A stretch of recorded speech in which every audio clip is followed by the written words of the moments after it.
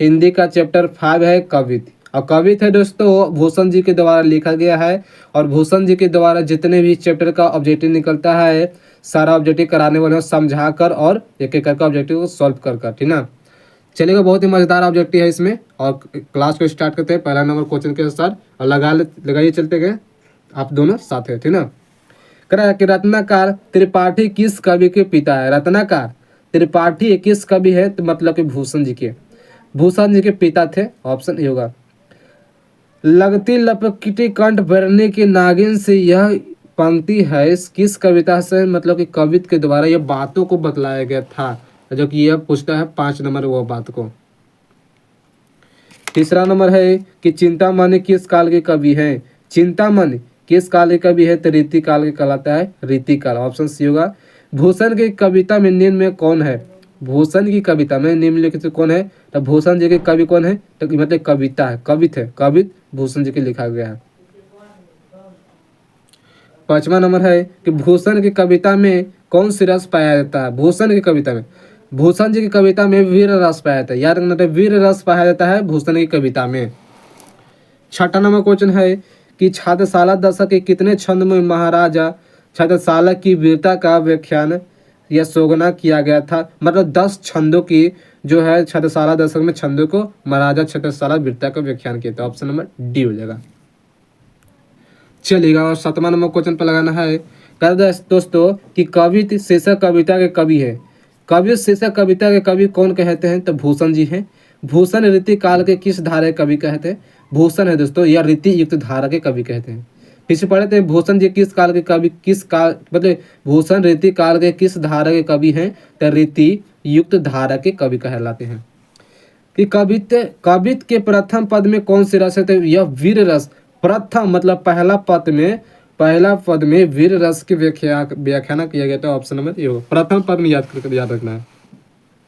10वां number question है कि कवित के केंद्र द्वितीय पद में किस रस की व्यंजना हुई है।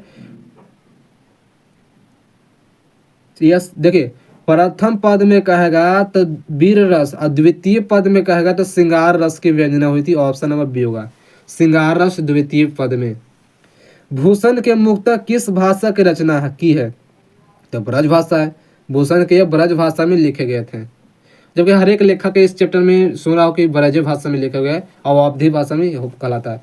छत्रसाल की तलवार ने कौन से रूप धारण कर लिया था, मतलब रौद्र रूप है, बहुत शक्तिशाली है, जो संद पूरा पजा हुआ था छत्रसाल का तलवार, यानी कि रौद्र रूप होता था, कहा जाता है इसको। 13 नंबर है कि छत्रसाल की तलवार काली देवी के क्या प्रदान करती है, भोजन प्रदान करती है। भोजन प्रदान करती याद रखना है काली देवी को। लगती लपटी कनवर्णी नागिन सी यह कौन सा अलंकार है, ये तो अनुप्रास है, अनुप्रांस अलंकार कहलाता है।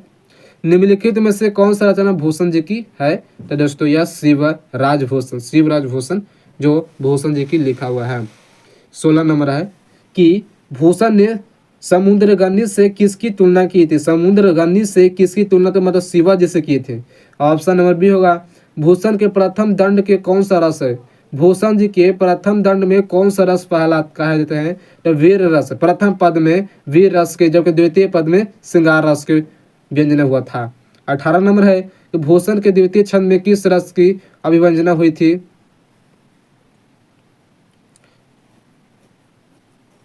लेकिन यह तो श्रृंगार रस तो नहीं दिया है ना, तो मानना क्या रौद्र रस के। ऑप्शन नंबर बी हो जाएगा, ठीक ना, रौद्र रस।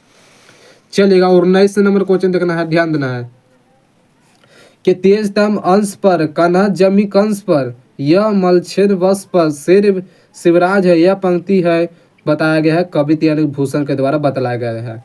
कौन सी कृति भूषण जी की है, मतलब शिव भवानी, शिव बपानी है दोस्तों, यह भूषण जी की कृतियाँ हैं।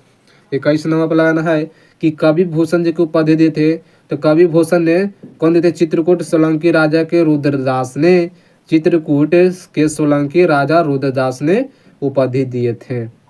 शिवराज भूषण में कितने अलंकारों को निरूपण किया, मतलब 105 अलंकारों को निरूपण किया था। और कितने छंद को, 10 छंदों को और 105 अलंकारों को निरूपित किया गया था। 23 के है शिव भवानी के कितने मुक्तों के छत्रपति शिवाजी की वीरता का व्याख्यान किया गया था, मतलब 52 गो यार 52 गो व्याख्यान किया गया था वीरता का। 24 नंबर है कि भूषण के प्रिय नायक है, बताना है भूषण के मतलब छत्रपति शिवाजी और छत्रसाल थे प्रिय नायक कहलाते हैं। शिवाजी की पुत्र का नाम था, शिवाजी के साहू जी था, शिवाजी के पुत्र का नाम था साहू जी, मतलब शिव से स मतलब स से साहवा, सी से शिवाजी और स से साहू जी, मतलब दोनों एक ही नाम है। कि शिवा बवानी में कितने पुस्तक है, शिव बवानी में दोस्तों 55, शिव भगवान में कितने पुस्तक की बात करा ना, तो 52 है जो पुस्तक को व्याख्यान किया गया था। 52 नंबर देखना है कि छत्रसाला दशक के छंद है, छत्रसाला दशक 10 छंदों की व्याख्या किया गया था। भूषण के पिता का नाम था, भूषण जी के पिता का नाम था रत्नाकर त्रिपाठी था, ऑप्शन नंबर होगा रत्नाकर त्रिपाठी भूषण जी के पिता का नाम था। शिवराज भूषण की किसकी कृति है, तो मतलब भूषण की है, शिवराज भूषण, भूषण एक कृतियाँ कहलाती है। और 30 के देखना है कि भूषण किस काल के कवि कहे थे दोस्तों, तो भूषण जी हैं या रीति काल के कवि कहे थे, ऑप्शन नंबर सी को याद रखना, रीति काल के कवि है भूषण जी। शिव भगवान की किसकी पुस्तक है, तो मतलब 52, शिव भगवान में कितने पुस्तक की रचना किया है, तो 52 52 को रचना किया गया था।